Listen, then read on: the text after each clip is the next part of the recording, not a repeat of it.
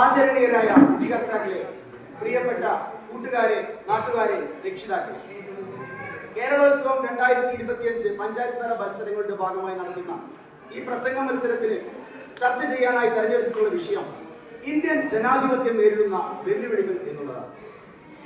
1947 India സ്വതന്ത്രമായി.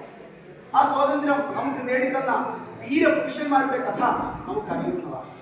അഹിംസയിലൂടെ Indian മണ്ണിൽ വേരൂന്നി ജനങ്ങളെ ഉത്തേജിപ്പിച്ച് എല്ലാവരെയും കൂട്ടായി എത്തിച്ചുകൊണ്ട് നേടിയെടുത്ത ഒരു സ്വാതന്ത്ര്യം.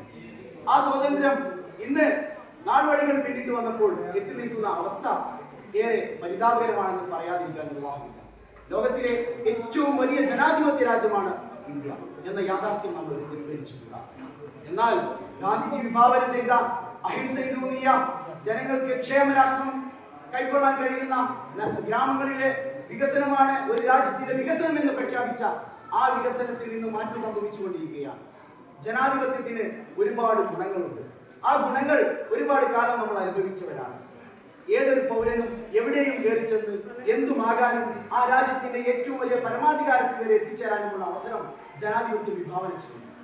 എന്നാൽ ഇത് ഉപയോഗിക്കേണ്ട കൈകൾക്ക് തന്നെ അതിന് അന്ധത ബാധിച്ചു കഴിഞ്ഞാൽ അത് പണാധിപത്യത്തിലേക്കും അതുപോലെ തന്നെ വോട്ട് ചോരിയിലേക്കും മറ്റുള്ളവരുടെ വർഗീയ വിഭാഗീയ ചിന്തകൾ വളർത്തുന്നതിലേക്കും വികസിച്ചു കഴിഞ്ഞാൽ നേരിടുന്ന അവസ്ഥയാണ് ഇന്ന് നമ്മൾ കണ്ടുകൊണ്ടിരിക്കുന്ന ഇന്ത്യൻ ജനാധിപത്യ.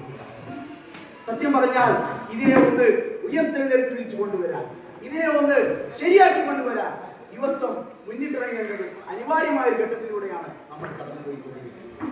അത്രമാത്രം പ്രയാസങ്ങളിലൂടെയാണ് ഇന്ത്യൻ ജനാധിപത്യം.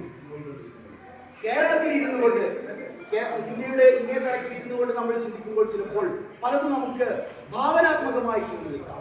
എന്നാൽ ഉത്തരേന്ത്യൻ സംസ്ഥാനങ്ങളിലൂടെ നമ്മൾ പോയി കഴിയുമ്പോൾ അവിടുത്തെ വാർത്തകൾ നമ്മൾ അറിയുമ്പോൾ ഔദ്യോഗികമായ അവിടെ നിന്നും വരുന്ന വാർത്തകൾ വീക്ഷിക്കുമ്പോൾ നമുക്ക് മനസ്സിലാക്കാൻ കഴിയും, ജനങ്ങളെ കള്ളികളാക്കി തിരിച്ച് വിഭാഗീയത വളർത്തിക്കൊണ്ട് അവരെ പല തട്ടുകളിലാക്കി തിരിച്ചുകൊണ്ട് കേവലം വോട്ട് ബാങ്കുകളാക്കി മാത്രം ജനങ്ങളെ മാറ്റിയെടുക്കുന്ന വളരെയധികം സങ്കടകരമായ ഒരവസ്ഥയിലേക്ക് ഇന്ത്യൻ ജനാധിപത്യത്തെ എത്തിച്ചു കഴിഞ്ഞു എന്നുള്ളതാണ്. ഇതിന് എല്ലാവർക്കും പങ്കുണ്ട്. ഭരിക്കുന്നവർക്ക് മാത്രമല്ല, അവരെ വിജയിപ്പിക്കുന്നവർക്കും അതിലേക്ക് ചിന്താഗതി വളർത്തുന്നതിലേക്കും അതിന് ചൂട്ടുപിടിക്കുന്നവർക്കും ഇന്ത്യയിൽ ജീവിക്കുന്ന ഓരോ മനുഷ്യക്കുഞ്ഞിനും ഏതോ അർത്ഥത്തിൽ ഇതിന് പങ്കുണ്ട്. നമുക്ക് വിധിച്ചതേ നമുക്ക് ലഭിക്കുകയുള്ളൂ, വിധിച്ചതേ കൊയ്യും എന്ന് നമുക്കറിയാമല്ലോ. എന്നതുപോലെ നമുക്ക് വേണ്ട ഭരണാധികാരികളായിരിക്കും നമുക്ക് ലഭിക്കും. തീർച്ചയായും ഇതിന് മാറ്റം വരണമെങ്കിൽ ഈ വെല്ലുവിളികളെ മറികടക്കാനുള്ള ഉത്തരം നമ്മൾ കണ്ടെത്തണം എന്നുള്ളത് കൊണ്ടാണല്ലോ ഇത്തരത്തിലുള്ള വിഷയങ്ങൾ ചർച്ചയ്ക്കെടുക്കുന്നത്. അതിലേറ്റവും വലിയ വിഘാതം എന്ന് പറയുന്നത് അരാഷ്ട്രീയവൽക്കരണം. ഇപ്പോൾ നമുക്കറിയാം, ഇങ്ങനെ പൊതുസമൂഹത്തിന് മുന്നിൽ തുറന്നിട്ടിരിക്കുന്ന ഈ വേദിയിൽ പോലും മത്സരിക്കാൻ ആളില്ല, ചിന്തിക്കാൻ ആളുകളില്ല, നല്ല നല്ല പ്രവർത്തനങ്ങൾക്ക് മുന്നോട്ട് വരാൻ ആളുകളില്ല. സോഷ്യൽ മീഡിയയിൽ അഭിനമിച്ചുകൊണ്ട് കാലത്തെ വായിക്കുന്നതിൽ തെറ്റുപറ്റുന്ന യുവത്വമാണ് വളർന്നുകൊണ്ടിരിക്കുന്നത്. അവരെ വില കുറച്ച് കാണുകയല്ല, അവരുടെ കഴിവുകളെ ഒരിക്കലും വില കുറച്ച് കാണുകയല്ല, മറിച്ച് മനുഷ്യനുണ്ടാകേണ്ട അടിസ്ഥാനപരമായി ഉണ്ടാകേണ്ട ഒരുപാട് ഗുണങ്ങൾ അവയിൽ നിന്ന് അന്യം നിന്ന് പോവുകയാണ്. അതുതന്നെയാണ് ഒരർത്ഥത്തിൽ മൂല്യച്യുതി, ഈ രാഷ്ട്രീയപരമായ മൂല്യച്യുതി എന്ന് പറയുന്നത്. അതാണ് സത്യത്തിൽ ഇന്ത്യയിൽ സംഭവിച്ചിട്ടുള്ള ജനാധിപത്യത്തിന്റെ ഈ അടിവേർ വരുത്തുന്ന വിഷയം എന്ന് ഞാൻ മനസ്സിലാക്കുന്നു. നമ്മൾ ഇന്ത്യയെ കുറിച്ച് പറയുകയാണ്, കേരളത്തെ കുറിച്ച് പറയുകയാണെങ്കിൽ മഹാകവി പാടിയതുപോലെ ഭാരതം എന്ന് കേട്ടാൽ അഭിമാനപൂരിതമാകണം അന്തരം, കേരളം എന്ന് കേട്ടാലോ തിളക്കണം നമുക്ക് ചോര നരമ്പുകൾ. ആ ചോര ഇന്ന് തിളക്കുന്നത്, ആ അഭിമാനം ഇന്ന് പൊന്തി വരുന്നുണ്ട്.